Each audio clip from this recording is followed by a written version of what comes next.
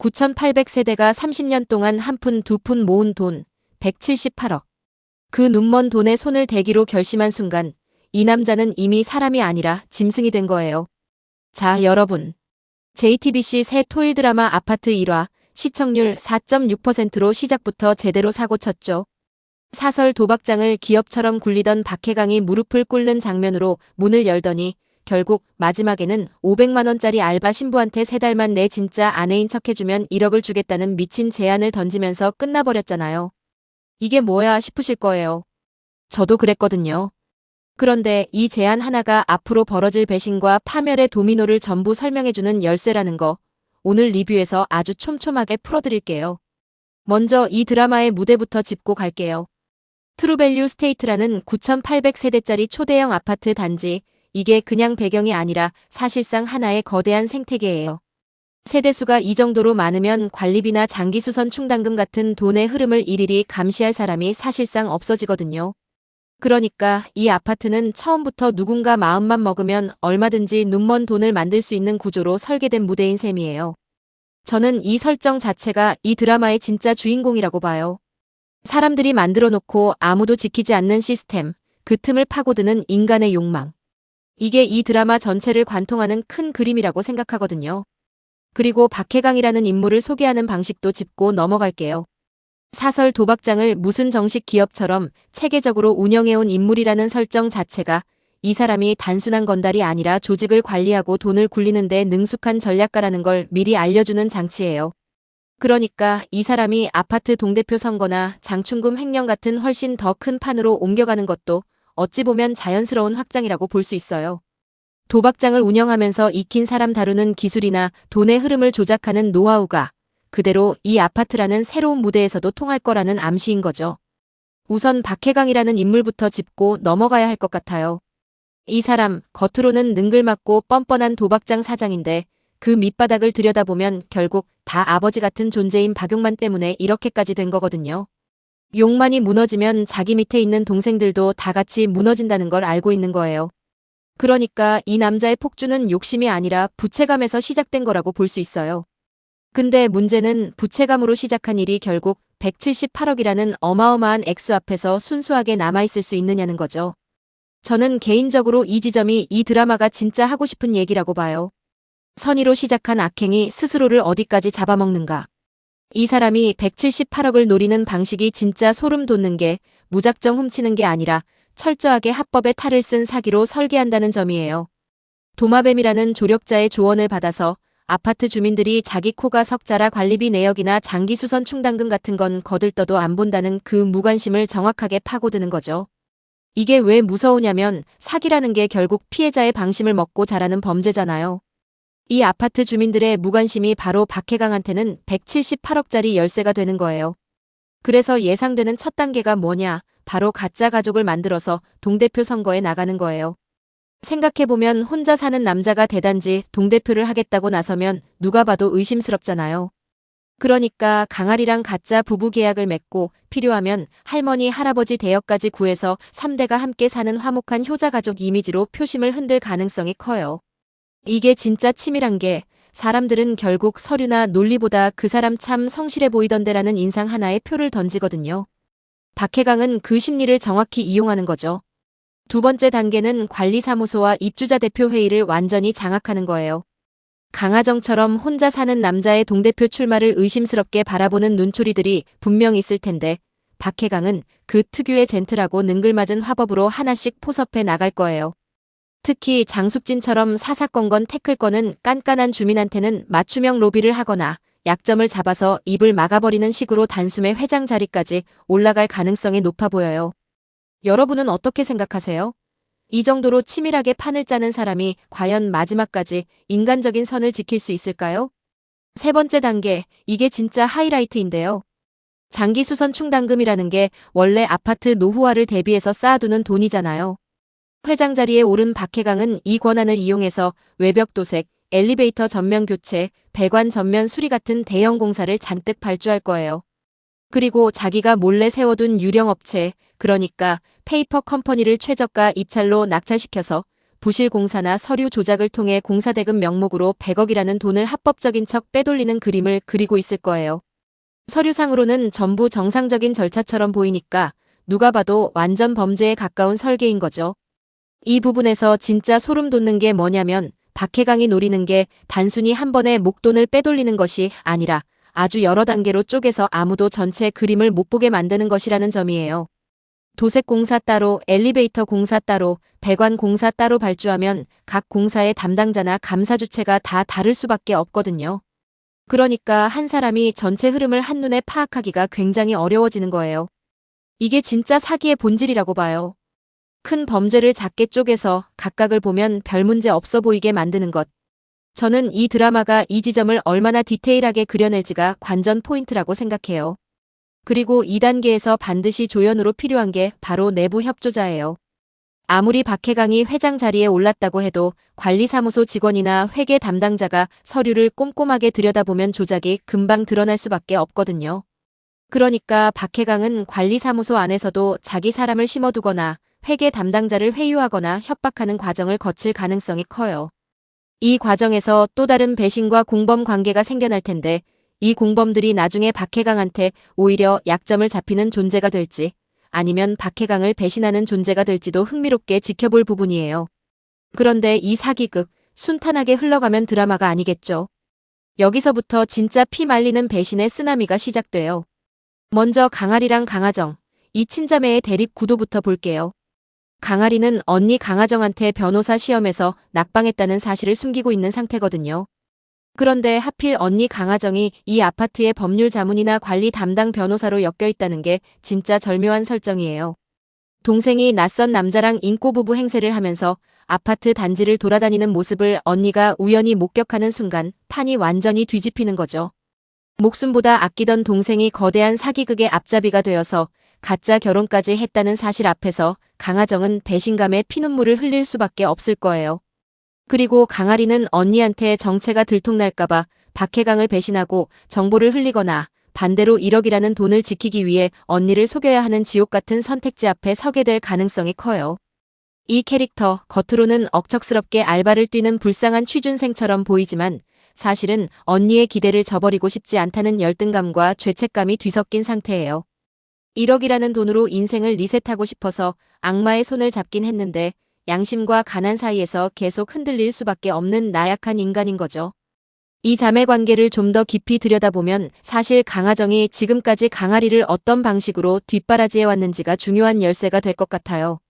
만약 강하정이 단순히 물질적인 지원만 해준 게 아니라 부모의 빈자리까지 채워주면서 동생한테 거의 엄마 같은 존재였다면 이번 배신은 훨씬 더 파괴적으로 다가올 수밖에 없거든요.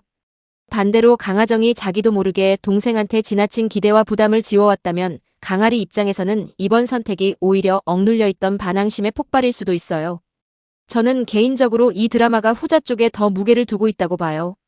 강아리가 계속 언니 눈치를 보면서 살아온 시간들이 역설적으로 강아리를 이런 위험한 제안에 쉽게 넘어가게 만든 근본 원인이라고 생각하거든요. 또 하나 생각해볼 부분은 강하정이 진실을 알게 됐을 때 과연 동생을 먼저 감쌀지 아니면 변호사로서의 직업적 양심을 먼저 따를지예요. 만약 강하정이 법률 자문으로서 이 사기극의 냄새를 맡게 된다면 동생을 지키기 위해 사건을 덮어야 할지 아니면 정의를 위해 동생을 신고해야 할지 하는 진짜 잔인한 딜레마에 빠지게 될 거예요. 저는 이 부분이 이 드라마의 후반부를 이끌어가는 가장 중요한 감정선이 될 거라고 예상해요. 여러분은 강하정이 어느 쪽을 선택할 것 같으세요? 그리고 하나 더 짚고 싶은 게 강아리라는 인물이 처음부터 순진하게 이 제안을 받아들인 게 아니라는 점이에요. 500만 원짜리 알바를 전전하던 사람한테 1억이라는 돈은 인생을 통째로 뒤집을 수 있는 액수잖아요. 그런데 재밌는 건 강아리가 이 제안을 고민하는 그 짧은 순간의 표정이나 태도에서 이미 이 인물이 단순히 돈에 눈이 먼 게 아니라 언니한테 계속 손 벌리며 살아온 삶에 지쳐 있었다는 느낌을 주거든요. 그러니까 강아리 입장에서 이 제안은 단순한 사기 가담이 아니라 내 힘으로 뭔가를 해내고 싶다는 뒤틀린 자립심의 발현일 수도 있다는 거예요. 이 지점이 나중에 언니와의 갈등에서 훨씬 더 아프게 작용할 것 같아요. 돈 때문만이 아니라 언니한테 처음으로 손 벌리지 않고 스스로 뭔가를 해보려던 선택이 결국 최악의 배신으로 돌아오는 거니까요. 박용만이라는 인물도 잠깐 짚고 넘어가야 할 것 같아요. 겉으로 보면 그냥 박해강이 모시는 보스처럼 보이지만 사실 이 관계의 핵심은 아버지의 부재를 채워준 존재라는 점이거든요. 박해강한테 박용만은 단순한 상사가 아니라 자기를 사람답게 대해준 유일한 어른이었을 가능성이 커요. 그러니까 박용만이 무너지는 걸 지켜보는 게 박해강한테는 단순히 조직의 위기가 아니라 자기 존재 자체를 지탱해주던 마지막 기둥이 흔들리는 경험인 거죠. 이런 심리 상태에서는 사람이 평소라면 절대 하지 않을 선택을 하게 되거든요. 178억이라는 상상하기 힘든 액수에 손을 대겠다는 결심도 결국 이 절박함에서 나온 거라고 봐요. 여러분은 어떻게 생각하세요? 박해강이 정말 순수하게 박용만만을 위해서 이 판을 짜는 걸까요? 아니면 그 이면에 자기 자신의 야망이나 욕심도 조금씩 섞여 있는 걸까요? 저는 개인적으로 처음에는 순수한 의리에서 시작했더라도 178억이라는 돈의 무게가 사람을 서서히 변질시킬 수밖에 없다고 봐요. 특히 유령업체를 세우고 공사대금을 조작하는 과정에서 돈이 실제로 손에 잡히기 시작하면 그 순간부터 박해강의 명분과 욕심의 경계가 흐려질 가능성이 아주 높다고 생각하거든요. 그리고 도마뱀이라는 조력자의 존재도 눈여겨봐야 할 것 같아요. 이런 유형의 캐릭터는 보통 겉으로는 박해강을 돕는 척하지만 사실은 자기 나름의 셈법을 가지고 움직이는 경우가 많거든요. 아파트 주민들의 무관심을 파고들라고 조언한 것도 어쩌면 도마뱀 자신이 이 판이 성공했을 때 얻을 수 있는 몫을 이미 계산하고 있기 때문일 수도 있어요. 조력자가 진짜 순수한 협력자인지 아니면 또 다른 배신의 씨앗인지는 앞으로 계속 지켜봐야 할 부분이에요. 또 한 가지 흥미로운 지점은 박해강이 이 판을 짜면서 계속 가족이라는 개념을 이용한다는 거예요. 가짜 부부, 가짜 조부모, 그리고 자기가 진짜 가족처럼 여기는 박용만과 조직원들까지. 결국 이 드라마 전체가 진짜 가족과 가짜 가족이라는 대비 구조 위에 세워져 있는 셈이에요. 박해강한테는 혈연으로 이어진 가족보다 오히려 박용만이나 조직원들처럼 선택으로 맺어진 관계가 더 진짜처럼 느껴졌을 가능성이 커요. 그런데 아이러니하게도 178억을 손에 넣기 위해서는 또 다른 가짜 가족, 즉 강아리와의 위장 결혼을 만들어야 하거든요. 이 지점에서 박해강이라는 인물이 진짜와 가짜의 경계에서 얼마나 혼란스러워할지 저는 이 부분이 배우의 연기로 아주 섬세하게 표현될 거라고 기대하고 있어요. 강아리 입장에서도 마찬가지예요. 언니 강하정과의 관계가 진짜 가족인데 박해강과 맺는 계약 관계는 가짜 부부잖아요. 그런데 시간이 지나면서 오히려 가짜로 시작한 관계에서 진짜 감정이 싹트고 진짜였던 자매 관계는 거짓말 때문에 점점 금이 가는 역설적인 상황이 벌어질 가능성도 충분히 있어요. 저는 이런 아이러니한 구조가 이 드라마를 단순한 사기극 스릴러를 넘어서 훨씬 더 여운이 남는 이야기로 만들어줄 거라고 봐요. 이제 강숙진 같은 깐깐한 주민 캐릭터의 역할도 생각해 볼게요. 이런 캐릭터가 초반에 등장하는 이유는 단순히 갈등을 만들기 위해서가 아니라 시청자한테 이 사람만큼은 박해강의 계획을 눈치챌 수도 있다는 긴장감을 심어주기 위해서거든요. 그러니까 장숙진이 박해강의 로비나 협박에 넘어가는 과정 자체가 이 아파트 공동체가 얼마나 쉽게 무너질 수 있는 허술한 시스템 위에 세워져 있는지를 보여주는 장치라고 볼 수 있어요. 결국 이 드라마가 말하고 싶은 건 한 개인의 탐욕뿐만 아니라 공동체의 무관심과 허술함이 만들어내는 구조적인 비극이라는 생각도 들어요. 연출적으로도 재밌는 부분이 있는데요. 1화에서 박해강이 무릎을 꿇는 장면으로 시작해서 결국 가짜 부부 제안으로 끝나는 구성 자체가 이 인물의 몰락에서 재기로라는 서사를 아주 압축적으로 보여주는 방식이거든요. 보통 이런 구조는 시청자한테 이 인물을 미워하기 전에 먼저 안쓰럽게 느끼도록 만드는 효과가 있어요. 그러니까 박해강이 아무리 나쁜 짓을 해도 시청자 입장에서는 저 사람이 저럴 수밖에 없는 이유가 있었지라는 마음이 계속 깔려있게 되는 거죠. 저는 이게 이 드라마가 노리는 아주 영리한 감정 설계라고 봐요. 시청자가 완전히 미워할 수도 완전히 응원할 수도 없는 애매한 위치에 계속 서 있게 만드는 거예요. 그리고 이 드라마의 제목이 그냥 아파트라는 것도 다시 한번 곱씹어 볼 만해요. 특정 인물의 이름이나 사건이 아니라 공간 자체를 제목으로 내세웠다는 건 결국 이 드라마의 진짜 주인공이 사람이 아니라 아파트라는 공동체 시스템 그 자체라는 걸 암시하는 것 같거든요. 박해강도 강아리도 이충원도 결국 이 거대한 시스템 안에서 잠깐 스쳐 지나가는 인물들일 뿐이고 이 시스템이 가진 허술함과 무관심이야말로 앞으로도 계속 반복될 비극의 진짜 원인이라는 거죠. 여러분은 이 제목에서 어떤 느낌을 받으셨어요? 저는 처음엔 그냥 배경 설정인 줄 알았는데 곱씹을수록 되게 상징적인 제목이라는 생각이 들더라고요. 그리고 이 자매 관계를 좀 더 넓게 보면 결국 두 사람 모두 언니와 동생이라는 역할에 너무 오래 갇혀 있었던 게 아닐까 싶어요. 강하정은 계속 지켜줘야 하는 사람으로, 강아리는 계속 지켜져야 하는 사람으로만 서로를 대해왔다면 정작 서로가 지금 어떤 어려움을 겪고 있는지는 제대로 나누지 못했을 가능성이 커요. 그러니까 이번 사건이 두 사람한테는 잔인한 배신인 동시에 어쩌면 처음으로 서로를 있는 그대로 마주하게 되는 계기가 될 수도 있다고 봐요. 여기서 잠깐, 아직 구독 안 하셨다면 지금 눌러주세요. 다음 회차 리뷰도 바로 받아보실 수 있어요. 자, 이제 이 드라마에서 가장 무서운 존재를 얘기해야 할 차례예요. 바로 이충원이라는 인물인데요. 겉으로는 동네 주민들한테 간식이나 돌리는 배려심 넘치는 천사처럼 보이지만 본질은 사람을 통제의 대상으로만 보는 완벽한 소시오패스예요.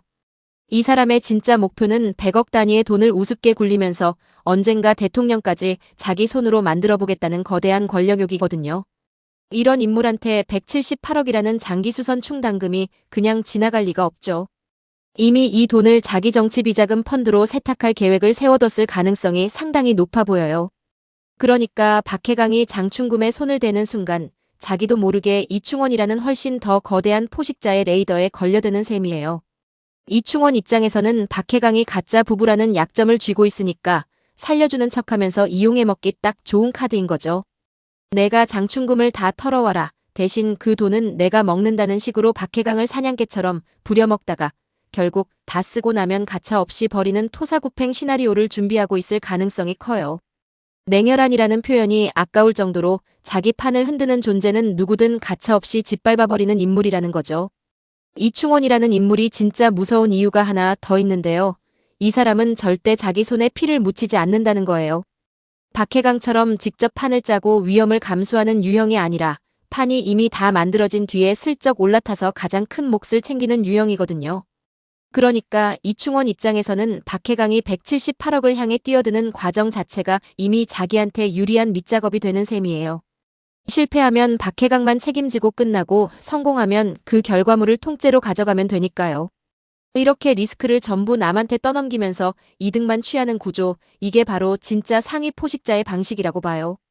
그리고 이충원이 동네 주민들한테 간식을 돌리는 그 다정한 이미지, 이거 단순한 위장이 아니라 사실은 아주 정교한 정보 수집 수단일 가능성이 커요.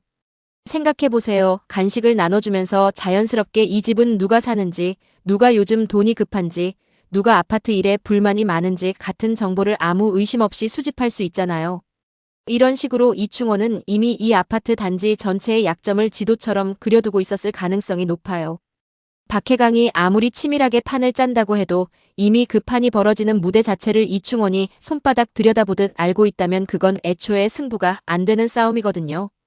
이 지점에서 하나 더 생각해 볼게. 대단지 아파트라는 소재 자체가 우리한테 왜 이렇게 몰입감을 주는가예요. 사실 관리비나 장기수선 충당금 문제는 현실에서도 종종 들려오는 이야기잖아요. 실제로 얼마나 쌓여 있는지, 어떻게 쓰이고 있는지 관심을 가지는 주민이 생각보다 많지 않다는 것도 익히 알려진 사실이고요. 그러니까 이 드라마가 그리는 사기극이 마냥 허구처럼 느껴지지 않고 어쩌면 내가 사는 아파트에서도 비슷한 일이 벌어지고 있을 수도 있겠다는 서늘한 공감을 불러일으키는 거죠. 저는 이 드라마가 흥행하는 진짜 이유가 바로 이 지점에 있다고 봐요.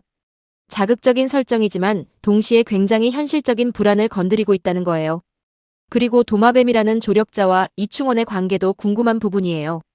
만약 도마뱀이 단순히 박해강의 개인적인 조력자가 아니라 이미 이충원 쪽과도 어느 정도 연결되어 있는 인물이라면 어떨까요?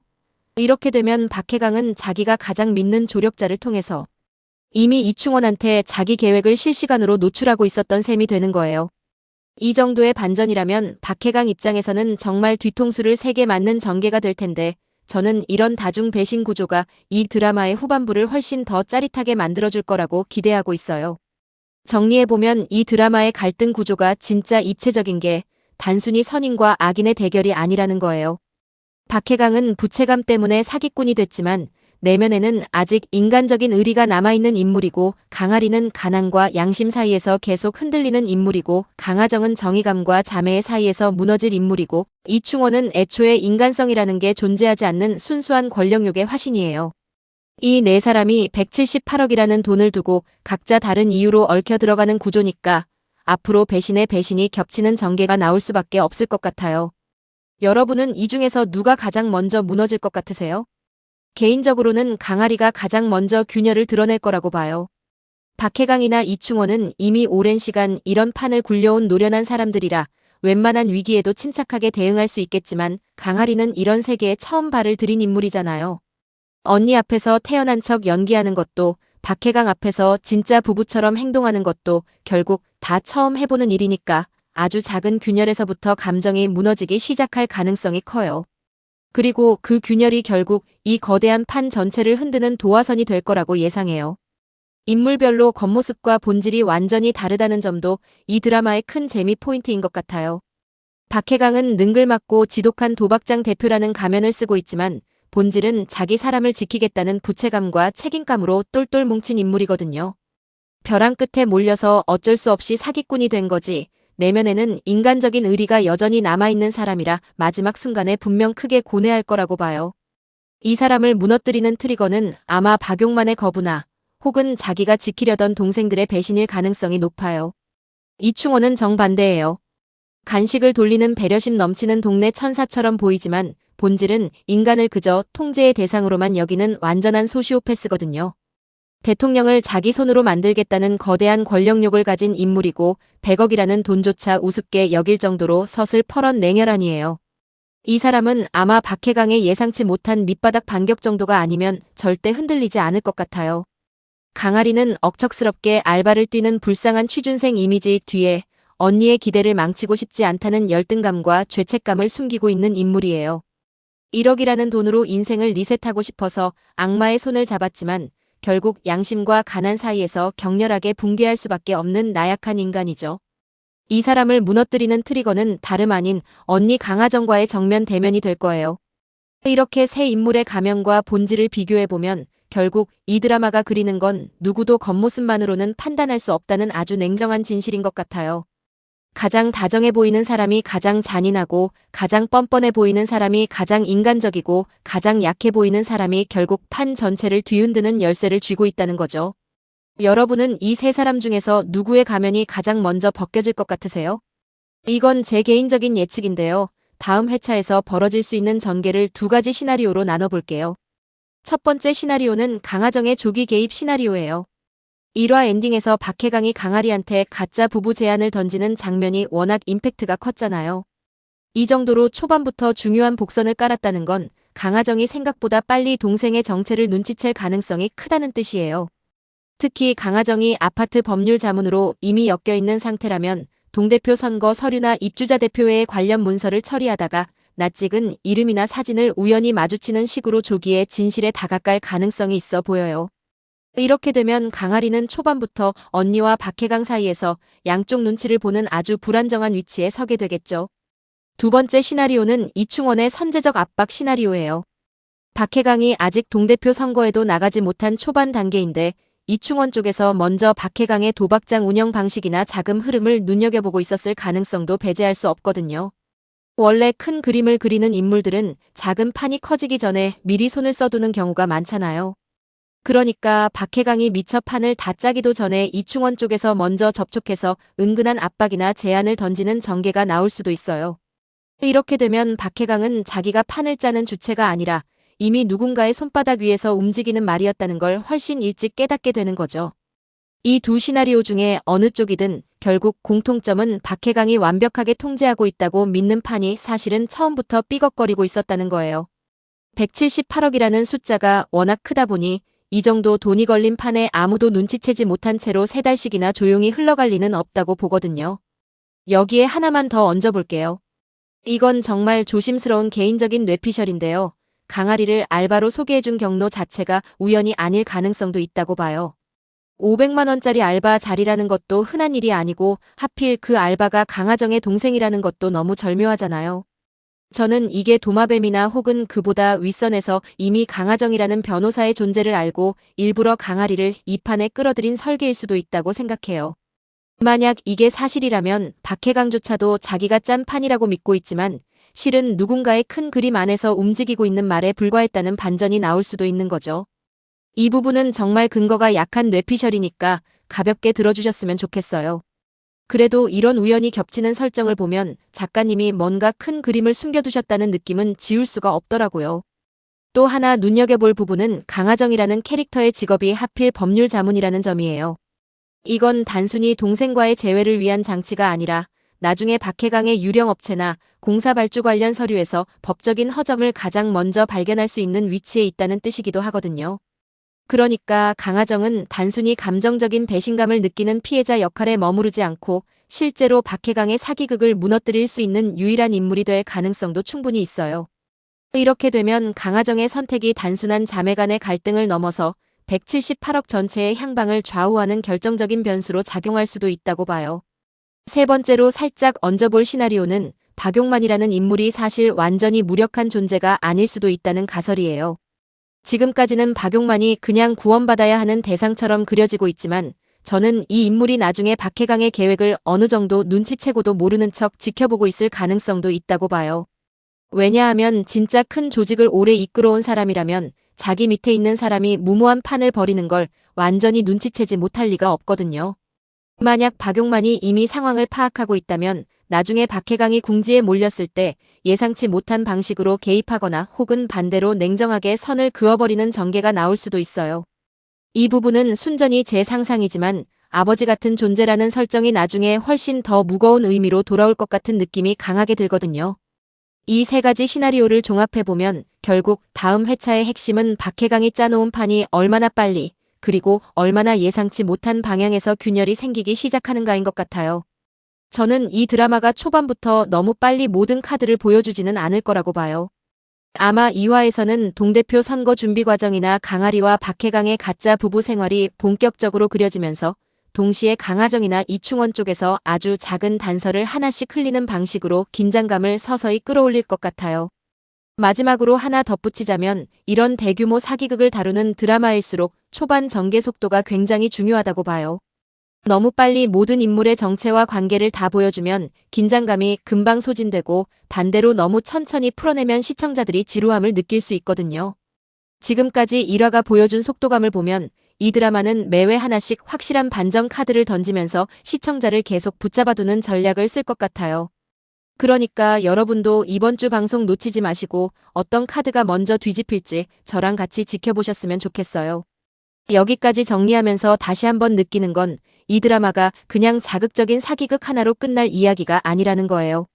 178억이라는 돈을 둘러싸고 각자 다른 상처와 욕망을 가진 인물들이 얽혀 들어가는 구조 자체가 결국 우리가 살고 있는 사회의 축소판처럼 느껴지거든요. 겉으로는 화목해 보이는 대단지 아파트 안에서 실제로는 아무도 서로를 제대로 모르고 관심도 없는 그 무관심이야말로 이 모든 비극의 진짜 시작점이라는 생각이 들어요. 박해강도 강아리도 심지어 이충원마저도 결국 이 시스템의 허점을 이용하는 사람들일 뿐이고 진짜 무서운 건 그 시스템 자체를 아무도 지키려 하지 않는다는 사실이죠. 그리고 이 드라마를 보면서 계속 드는 생각이 결국 돈이라는 게 사람을 어디까지 변하게 만드는가 하는 질문이에요. 박해강은 분명 처음에는 은인을 지키겠다는 순수한 마음으로 시작했을 텐데 178억이라는 숫자 앞에서 그 마음이 끝까지 온전하게 남아있을 수 있을지 저는 솔직히 회의적이에요. 강아리도 마찬가지예요. 1억이라는 돈으로 인생을 리셋하겠다는 결심이 실제로 그 돈을 손에 쥐는 순간까지 흔들리지 않을 수 있을지 의문이거든요. 저는 이 드라마가 결국 돈은 사람을 구원하지 못한다는 메시지를 향해 달려가고 있는 게 아닐까 조심스럽게 예상해봐요.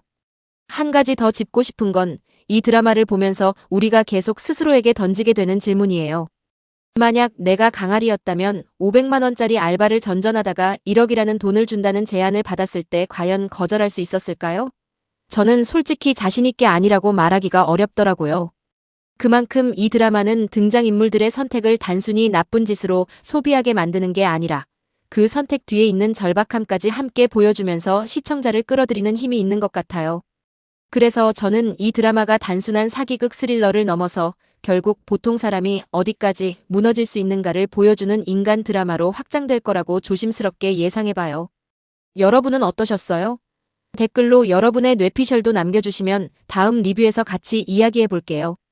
특히 강하정이 언제쯤 동생의 정체를 눈치챌 것 같은지 그리고 이충원이 언제 본색을 드러낼 것 같은지 여러분의 예측이 진짜 궁금하거든요. 매회 이렇게 촘촘하게 복선을 쌓아가는 드라마라면 저는 끝까지 눈 뗄 수가 없을 것 같아요. 자, 여러분. 결국 가장 중요한 질문은 이거예요. 강아리는 언니 강하정 앞에서 진실을 밝히는 쪽을 선택할까요? 아니면 1억이라는 돈을 지키기 위해 끝까지 언니를 속이는 쪽을 선택할까요? 다음 화에서 강아리가 양심을 선택할지, 돈을 선택할지, 저는 벌써부터 두 손 꽉 쥐고 기다리고 있어요. 여러분도 이번 주말 저와 함께 이 아슬아슬한 줄타기의 결말을 끝까지 지켜보시죠.